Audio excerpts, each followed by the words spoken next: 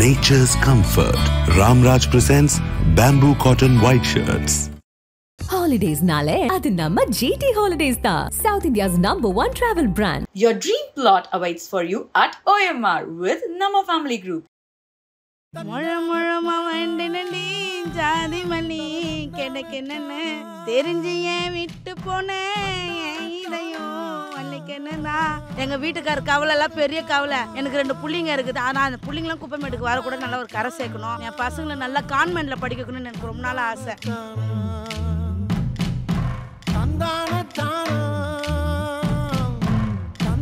மழை டைம்ல தான் எங்களுக்கு கண்ணீர் வரும். சாப்பாடு கஷ்டம், வீடே இல்லை எங்களுக்கு. எங்களுக்கு ஒரு சொந்த வீடு இருக்கணும், நாங்களும் அது உள்ள வாழணும். அழகா சின்ன குருவி கூடு மாதிரி ஒரு வீடு இருந்தா கூட நாங்க அழகா சந்தோஷமா வாழணும். இந்த 23 வயசுல நான் எவ்வளோ இடத்துக்கு போயிருப்பேன். சின்ன சின்ன இடத்துக்குலாம் போகும்போது அங்கே காலேஜ் பசங்க ஸ்கூல் பசங்களாம் இருப்பாங்க. அவங்களெல்லாம் பார்க்கும்போது ஆசையாக இருக்கும். பேக் மாட்டின்னு ஷூ மாட்டின்னு ஃப்ரெண்டுங்களோட ஜாலியாக சிரிச்சிக்கின்னு டீ குச்சிக்கின்னு காப்பி குச்சின்னு ஜாலியாக இருப்பாங்க. இந்த வாழ்க்கையில நம்ம விட்டோமே, இந்த வாழ்க்கையில நம்ம மிஸ் பண்ணிட்டோமேன்னு சொல்லிட்டு அவங்கள பார்த்தோன்னே எனக்கு கண்ணில் தண்ணி வந்துடும். வெளியெல்லாம் போகணும்னு ரொம்ப ஆசை. நல்ல நல்ல சாரி கட்டின்னு ஜீன்ஸில் அதெல்லாம் போட்டுன்னு போகணும்னு ஆசை. எல்லாரையும் பார்க்க சொல்ல எங்களுக்கு ரொம்ப ஜாலியாக இருக்கும். அவங்களாம் இப்படி போகிறாங்களே, நம்மளாம் இப்படி போக முடியாதுன்ட்டு ஒரு கஷ்டமாக தான் இருக்கும்.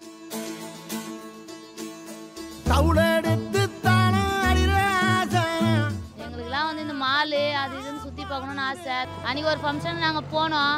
எங்கள் கும்பலுங்கெல்லாம் பார்த்துட்டு யார் நீங்கள் வெளியே போகணுன்னு ஒருத்தர் எங்களை கேவலமாக பேசினாரு. எங்களெல்லாம் ஒரு கேவலமாக தான் எல்லாரும் பார்க்குறாங்க. எங்கள் ரியலெல்லாம் பார்த்தீங்கன்னா வராதுங்க கண்ணீர் கண்ணில் கூட தண்ணி வந்துடும். எங்களை கூப்பிட்டு ஒரு பிடி சாப்பாடு போட கூட ஆள் இல்லாத அளவுக்கு நாங்கள் ஒதுக்கப்பட்டவங்கலாம் இருக்கிறோம். படையிருந்து பயந்து நல்ல ட்ரெஸ்ஸுங்க இல்லை, சாப்பிட்ற சாப்பாட்டு கஷ்டப்படுறோம். எங்களுக்குன்னு சப்போர்ட் யாருமே இல்லை. எங்களுக்கு எது ஒன்று இருந்தாலும் எங்கள் ராக்கம்மா தான் வந்து பார்க்குறாங்க. என் ஜனங்க நான் இருக்கிற வரலாம் தான். அதுக்கப்புறம் யாரும் வந்து இதை முயற்சி பண்ணுறதுக்கெல்லாம் ஆள் கிடையாது. எல்லாம் ஷேர் பண்ணி தான் சாப்பிடுவோம். எங்களுக்குள்ள பசினாவே அதுக்கு தெரிஞ்சிடும். அது சாப்பாடை கூட எடுத்து நம்மளுக்கு கொடுத்துரும்.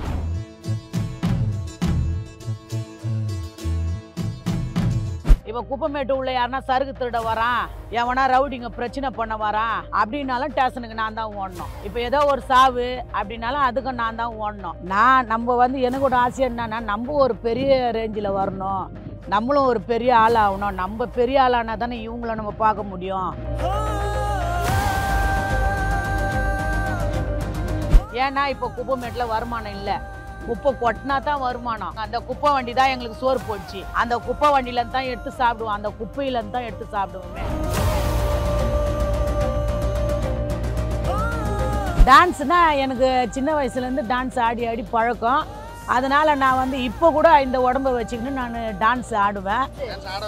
ஆட வச்சிருக்கேன்.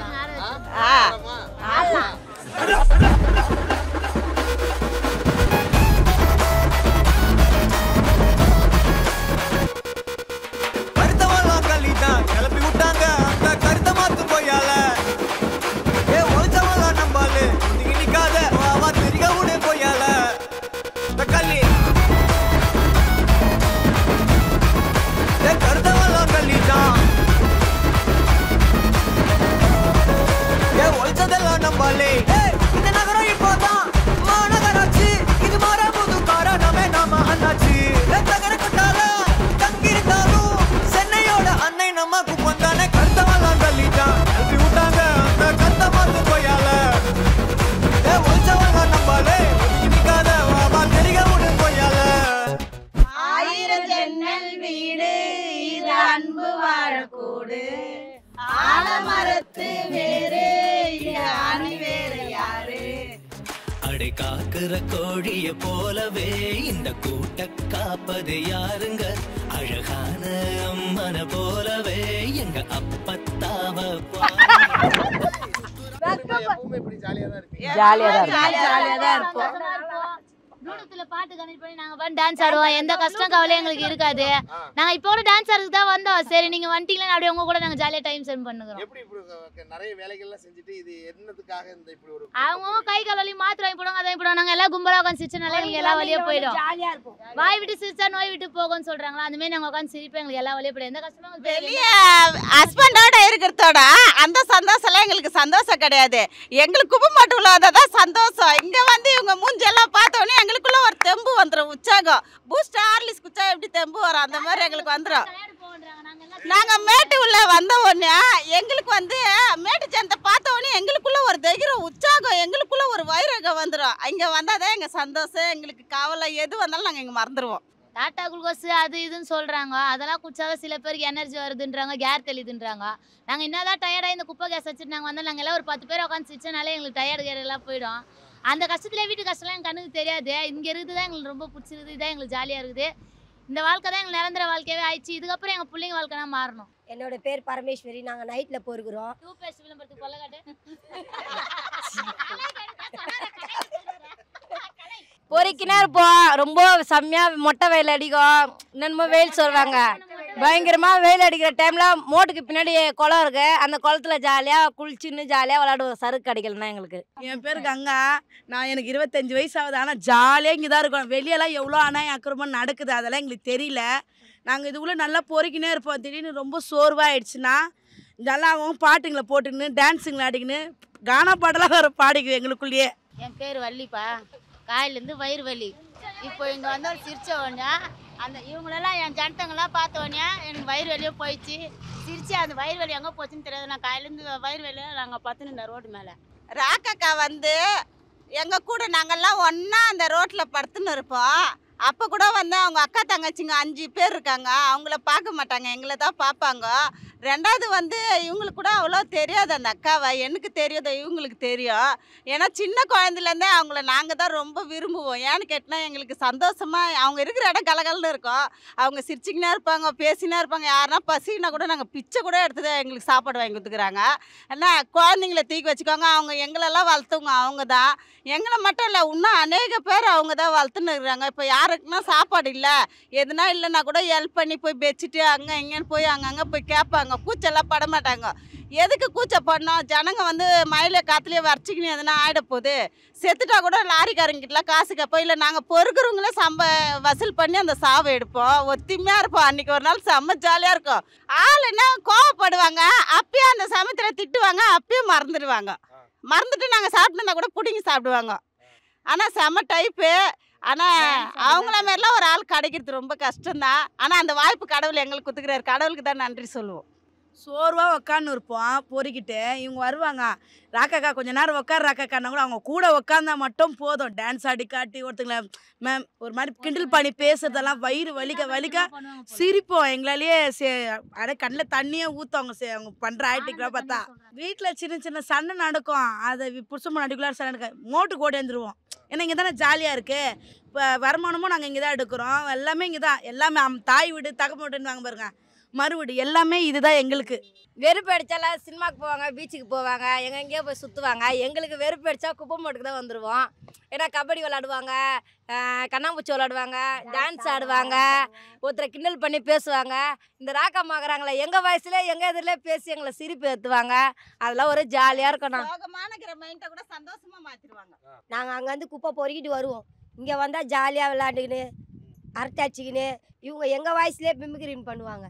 எல்லா எல்லா வார்த்தையும் பேசுவாங்க. நாங்கள் தான் பேசுகிறோம் நினச்சா எங்களுக்கு பின்னாடி ராக்காக்கா பேசிட்டு இருப்பாங்க. அது ஒரு ஜாலியாக தான் இருக்கும். எல்லாம் ஷேர் பண்ணி தான் சாப்பிடுவோம் எங்களுக்குள்ள. நாங்கள் சாப்பாடு கடையில் பிரிஞ்சு வாங்கிட்டு வருவோம், சாப்பாடு வாங்கிட்டு வருவோம், லெமன் சாதம் எல்லாம் அவங்க மூளை எலும்பு களி அதை கறியெல்லாம் வாங்கிட்டு வந்து எல்லாம் ஷேர் பண்ணி தான் சாப்பிடுவோம். கும்பலாக ஜாலியாக தான் இருக்கும். எங்களுக்கு பிடிச்சிச்சுன்னா ராக்கக்கா பசி எடுக்குதுனால நாங்கள் சொல்ல மாட்டோம். எங்கள் மூஞ்ச பார்த்தோன்னே அதே கண்டுபிடிச்சிடும்.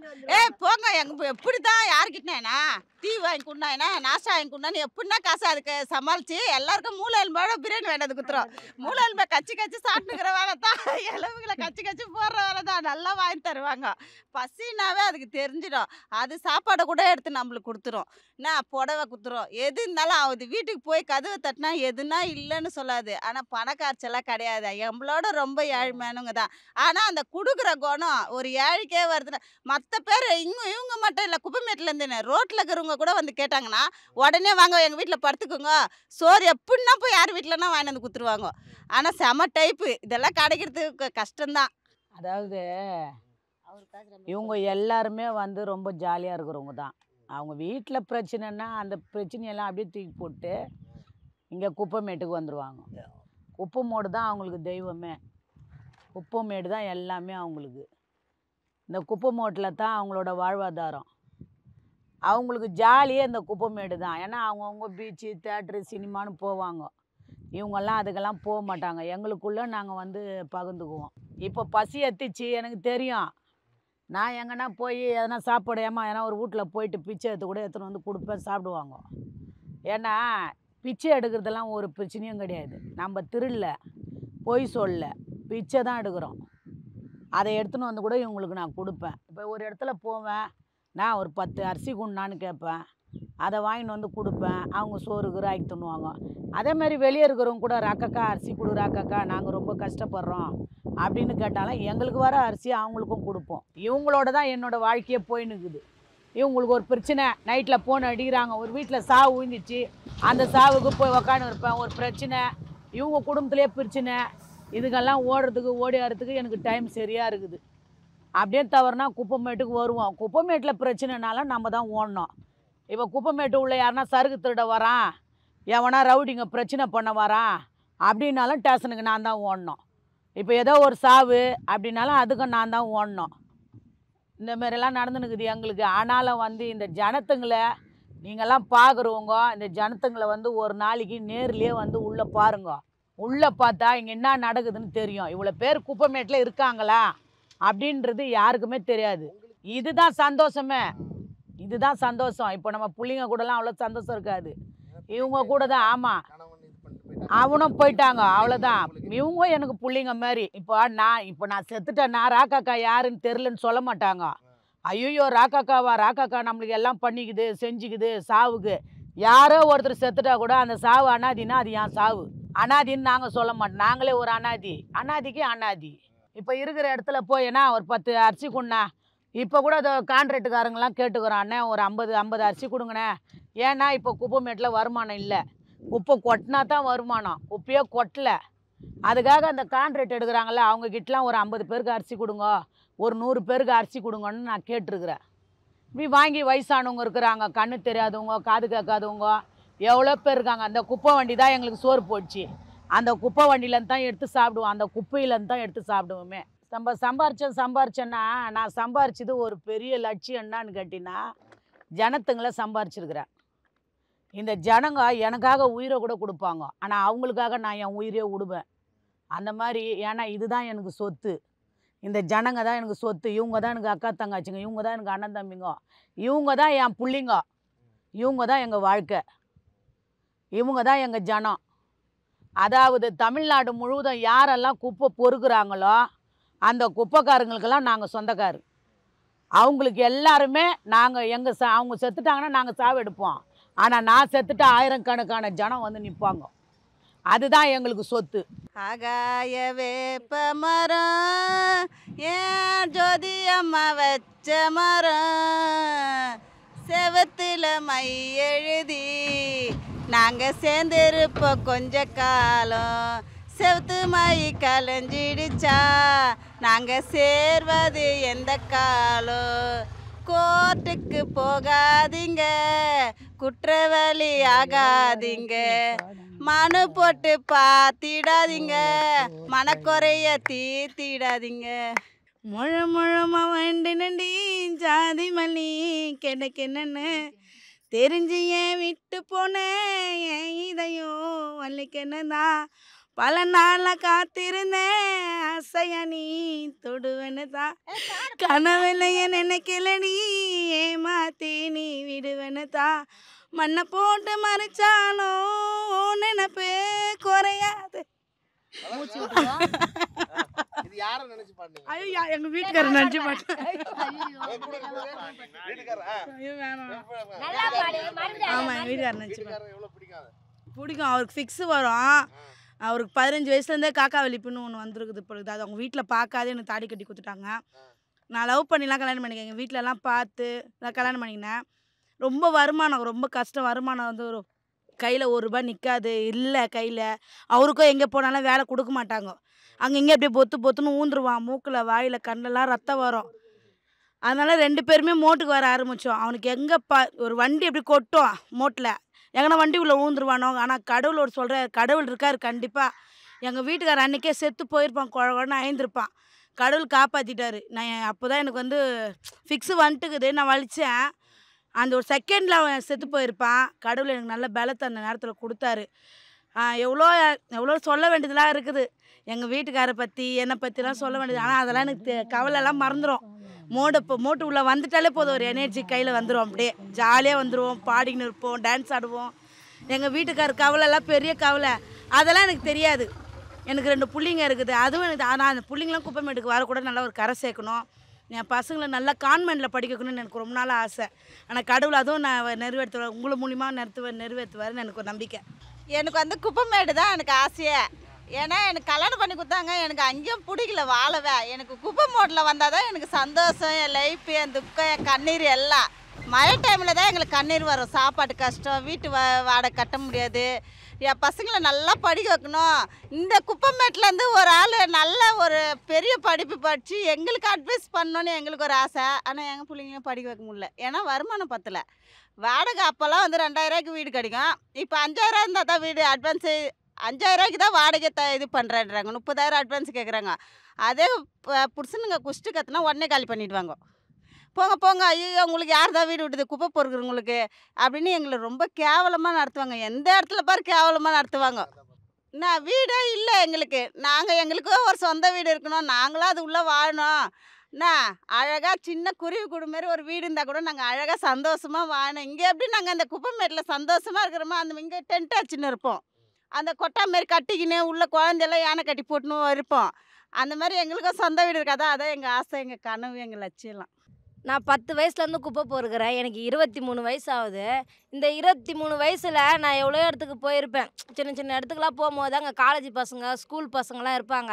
அவங்களெல்லாம் பார்க்கும்போது ஆசையாக இருக்கும். பேக் மாட்டின்னு, ஷூ மாட்டின்னு, ஃப்ரெண்டுங்களோட ஜாலியாக சிரிச்சிக்கின்னு, டீ குச்சிக்கின்னு, காப்பி குச்சின்னு ஜாலியாக இருப்பாங்க.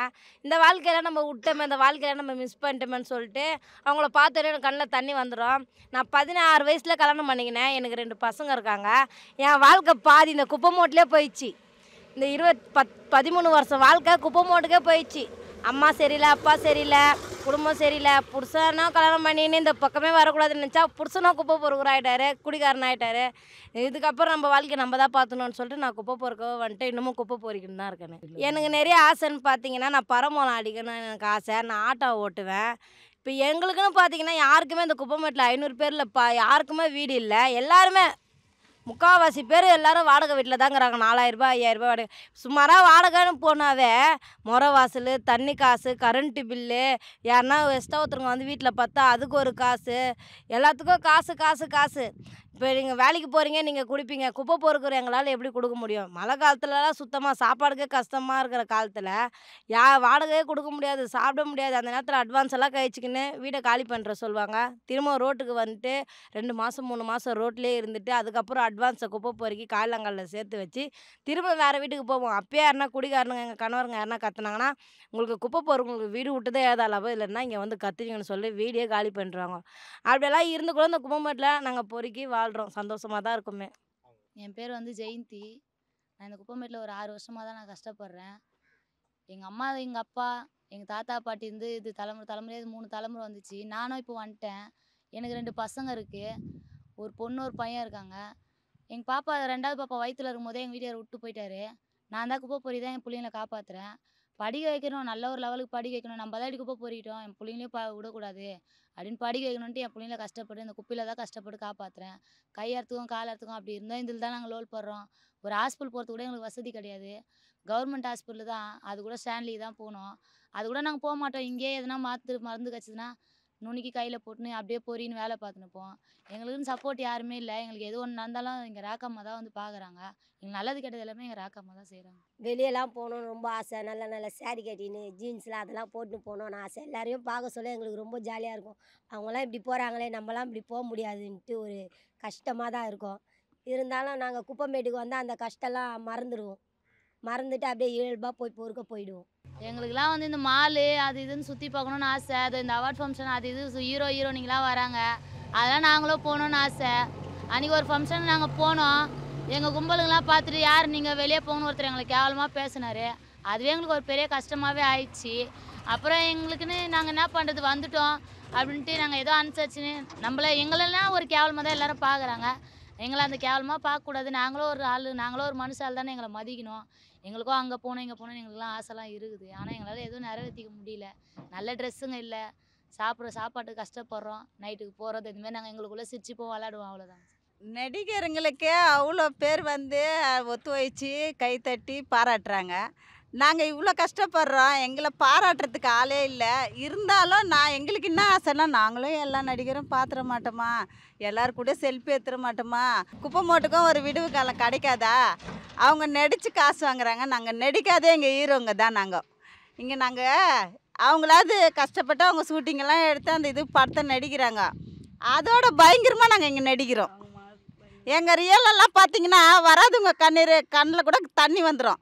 இவ்வளோ கஷ்டப்படுறவங்களா நீங்கள்? எங்களுக்கு தெரியலையே. பார்த்தா நீங்கள் மேலே பார்த்தா ஒரு மாதிரியாகிறீங்க, இங்கே பார்த்தா ஒரு மாதிரியாகிறீங்கன்னு. வராது நீங்கள்லாம் வந்து எங்களை பார்க்கணுன்றது தான் எங்களோட சந்தோஷம். இது வரைக்கும் நாங்கள் வெளியே தெரியல, இப்போ தான் தெரிகிறோம். ஆனால் தெரியறதோடு இருக்கக்கூடாது, நாங்கள் எல்லோரும் பார்க்குற ஆளுங்களாம் மாறணும். ஏன்னா இப்போ ஒரு படம் சக்ஸஸ் ஆயிடுச்சுன்னா அவங்கள கூப்பிட்டு விருது தராங்க. எங்களை கூப்பிட்டு ஒரு பிடி சாப்பாடு போடக்கூட ஆள் இல்லாத அளவுக்கு நாங்கள் ஒதுக்கப்பட்டவங்கலாம் இருக்கிறோம். இப்போ வந்து ஒரு சூர்யா படத்தில் வந்து சாகடிச்சிடுறாங்க ஒருத்தனை, இருளர். ஆனால் அந்த சூர்யா ஜெயிச்சு அந்த கேஸை ஜெயிக்கிறாரு. ஆனால் எங்களுக்குன்னு ஜெயிக்கிறது எங்கள் ராக்கக்கா தான். அவங்க தான் வந்து இந்த உலகத்தில் எங்களை தெரிய வைக்கிறாங்க. இத்தனை வருஷமாக நீங்கள் வந்திருக்கீங்க, இது வரைக்கும் வந்து எங்களை பார்த்துருக்கீங்களா? ஆனால் ஃபஸ்ட்டு நீங்கள் தான் பார்க்குறீங்க எங்களை. ஆனால் இன்னும் அநேக பேர் பார்க்கணும், பார்த்து எங்களுக்கு சப்போர்ட் பண்ணணும். நாங்கள் இவ்வளோ கஷ்டப்படுறத அவங்க பார்க்கணும். அவங்க ஃபேமிலியில் எங்களை சேர்த்துக்கணும். எங்களையும் ஒரு நல்ல மனசாலாம் எங்களை சேர்த்துக்கணும். எங்களை ஒதுக்கி விடுற ஜனமாக இருக்கக்கூடாது. குப்பை பொறுக்கிறவங்களும் மனசால் தானே, நாங்கள் மட்டும் வேறு மாதிரியா இருக்கோம். அவங்களோட நாங்கள் ட்ரெஸ் பண்ணால் அதோட நாங்கள் சூப்பர் ஸ்டாராக இருப்போம். ஆனால் எங்களுக்கு அது வேணாம். நடிப்பெல்லாம் என்னத்துக்கு, நம்ம இருக்கிற ரியல்லே இருக்கணுன்றது தான் எங்களுடைய விருப்பம். இங்கே ஒரு லோக்கல் படம் ஒரு 3 நாள் எடுத்துக்கிறாங்க, நின்று பார்ப்போம். நின்று பார்த்தா ஓரமாக போய் நில்லுங்க, ஓரமான போய் நில்லுங்க, படம் எடுக்கிறோம். எங்கள் குப்பைமேட்டில் தான் எடுக்கிறாங்க. எங்கள் குப்பைமேட்டில் எடுத்துகிட்டு எங்களே ஓரம் போ, அப்படி போய் நில்லு இப்படி போய் நில்லுன்னுவாங்க. சரி, நம்ம குப்பைமேட்டில் நம்மளுக்கு சுதந்திரம் இல்லையே, நம்மளுக்கு ஒரு சீன் கூட கொடுக்கலாம். குப்பைமேட்டில் தான் எடுக்கிறோம். இன்னும் கோட் சூட் போட்டு எடுக்கிறாங்க, கிழிஞ்ச துணி போட்டுருந்தா ரவுடி மாரி சண்டை போகிறவங்க மாரி தான் எடுப்பாங்க. அதில் எங்கள் குப்பைமேட்டு அவங்களுக்கு ஒரு சீன் கூட கொடுக்கலாம். அது கூட எங்களுக்கு கொடுக்காம ஓரமாக போய் நில்லு அப்படி போய் நில்லுன்னுவாங்க.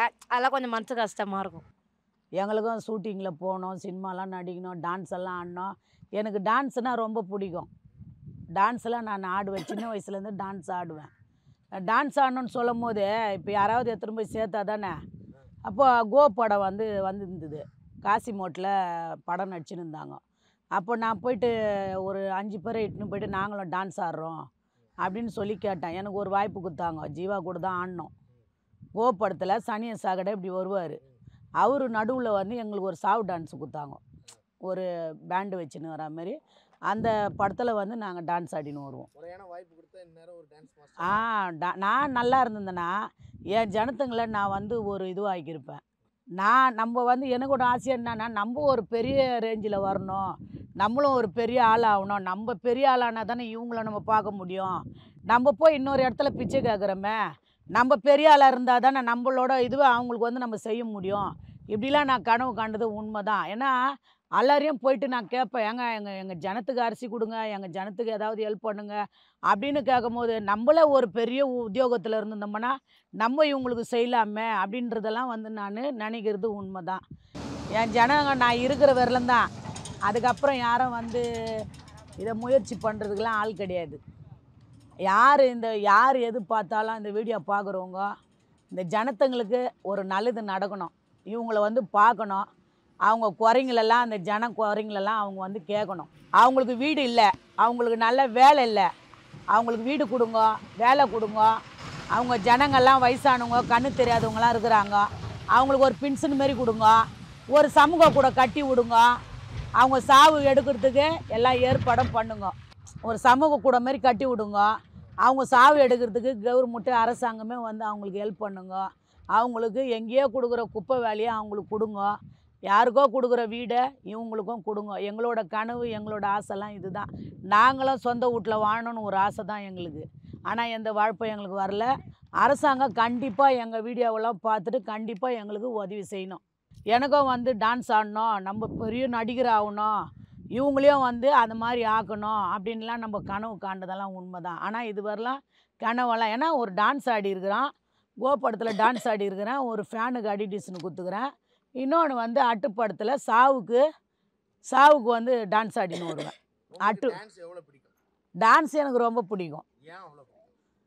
டான்ஸ்னால் எனக்கு சின்ன வயசுலேருந்து டான்ஸ் ஆடி ஆடி பழக்கம். அதனால் நான் வந்து இப்போ கூட இந்த உடம்பை வச்சுக்கின்னு நான் டான்ஸ் ஆடுவேன். டான்ஸ்னால் எனக்கு ரொம்ப பிடிக்கும். ஏன்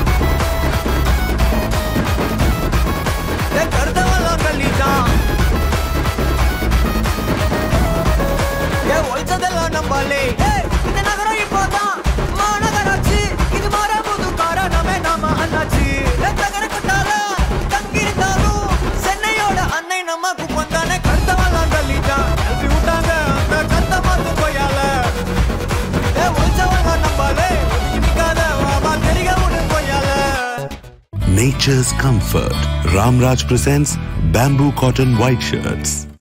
Holidays nale adu namma GT Holidays da, South India's #1 travel brand. Your dream plot awaits for you at OMR with Nama Family Group.